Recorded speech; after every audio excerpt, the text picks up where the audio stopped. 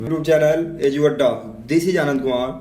Dear student, today I am going to talk about Bengal seller. Bengal seller, which means चूड़ी विक्रेता या इसे हम लोग अपने भाषा में बोल सकते हैं चूड़ी हार. Which is taken from class 6th chapter number 5. Class 6 से लिया गया है. चैप्टर नंबर लेसन 5 है बेंगल सेलर, जिसे हम बोलते हैं चूड़ी हार या चूड़ी बेचने वाला या चूड़ी विक्रेता. First of all I read a warmer. हम वार्मर को पढ़ेंगे अच्छे से. वार्मर कहता है girls and women are very fond of bangles. बच्चों ये वेरी फॉन्ड जो देख रहे हैं, इस वेरी फॉन्ड का मतलब होता है शौकीन होना. फॉन्ड ऑफ का मतलब शौकीन होना. तो कहता है गर्ल्स लड़कियां एंड वुमेन महिलाएं जो होती है आर वेरी फॉन्ड, ये बहुत शौकीन होते हैं किस चीज़ के, बैंगल्स के, चूड़ियों का. Can you give reason for their liking. Can you give reason for their liking. क्या आप कोई कारण दे सकते हैं इसके पसंद करने का, क्यों ये लड़कियां औरतें चूड़ी पसंद करती है, चूड़ियाँ पसंद करती है. First start. Enjoy this poem. Enjoy this poem about bangles. इस कविता का आनंद लीजिए, मजे उठाइए. जिसके बारे इसमें किसके बारे में चर्चा किया गया, अबाउट बैंगल्स, चूड़ियों के बारे में चर्चा किया गया है. It has been composed by Sarojini Naidu. Composed का मतलब होता है रचना करना या लिखना. It has been composed by, ये किसके द्वारा लिखा गया है, सरोजनी नायडू के द्वारा. The Nightingale of India. The Nightingale of India, जिसे भारत कोकिला कहा गया है. नाइटिंगेल का मतलब बच्चा होता है कोकिला, जिसे भारत कोकिला भी कहते हैं. Now let's start chapter. You see that's bangles, very bangles, and it's around ladies and girls and women are buying some bangles for him. Now read a poem. First section. Bangle seller are we who bear. कहता है चूड़ी बेचने वाले जो होते हैं, are who beer, जो उठाते हैं, ढोते हैं. क्या उठाते हैं, our shining loads to the temple fair. बच्चों टेम्पल का मतलब मंदिर और फेयर का मतलब मेला. कहता है बैंगल सेलर, चूड़ी विक्रेता जो है वे कंधों पर बोझ उठाकर लाते हैं. क्या लाते हैं, आवर शाइनिंग लोड्स, हमारे चमकदार चीज़ों को, चमकती हुई बैंगल्स को, चूड़ियाँ को इस पे उठा के लाते हैं. टू द टेम्पल फेयर, मंदिर के मेलों में. कहाँ लाते हैं, मंदिर के मेलों से, मंदिर के मेलों में हमारे लिए चूड़ियाँ उठा के चूड़ियार लाते हैं.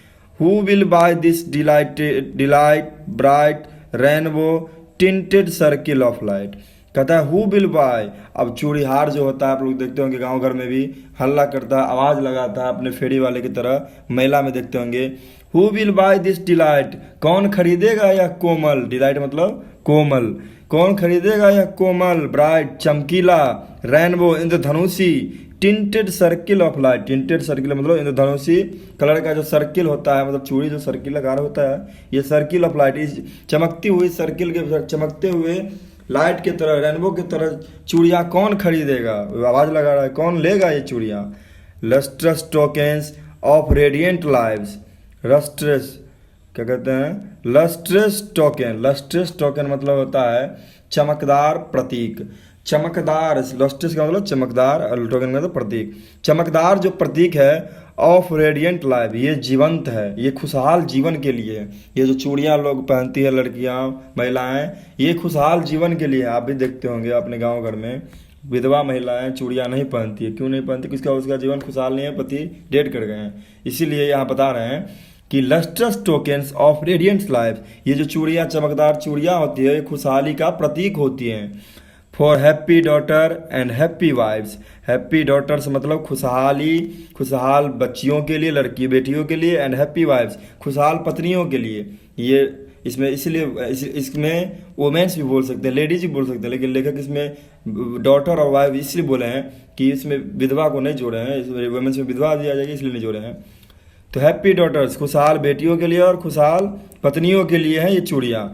Some are meet for a maiden wrist. बच्चों मीट का मतलब यहाँ समझेंगे मेड. मीट का मतलब मेड, जो से बनाना बोलते हैं.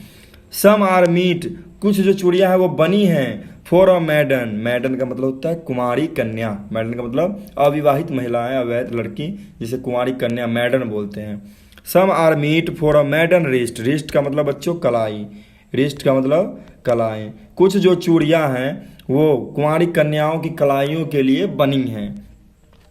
Silver and blue as the mountain mist, mountain mist, mist का मतलब होता है धुंधला या कुहासा की तरह, जैसे माउंटेन पर, पहाड़ों पर, पर्वतों पर कुहासा लगा होता है, उस प्रकार के, उस रंग के, और कुछ ब्लू और कुछ चांदीला, चांदी के रंगों का चूड़ियाँ बनाई है, देखी जाती है मार्केट में। Some are flushed like the birds that dream, some are flushed, flushed का मतलब होता है चमकीला या लालिमा जिस पे होता है, जैसे चेहरा फ्लस्ड होता है, लोग बोलते हैं ना कि वाई आर यू फ्लशिंग, तुम्हारे चेहरे पर लाली क्यों आ गई है, क्यों आ रही है, तुम इतना मुस्कुरा क्यों रहे हो।